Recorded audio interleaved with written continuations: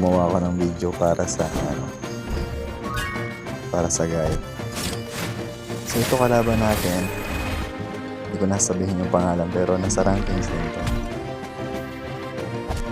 Yun. So ang hero niya is 8. Yung hero niya, buffer yan.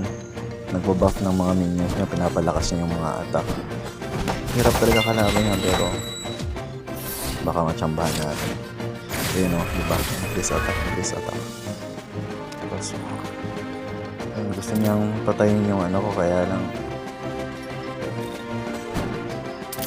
wrong move yung ilagay yung ghost dyan kasi madali lang patayin 44, diba? Kung ako yan, gagamitin ko yan para pang combo Nagbibilang ako kung aabot ko ng 14. Kasi para ma-activate yung skill natin, kailangan umabot ang 14 yung combos natin. Umabot, diba?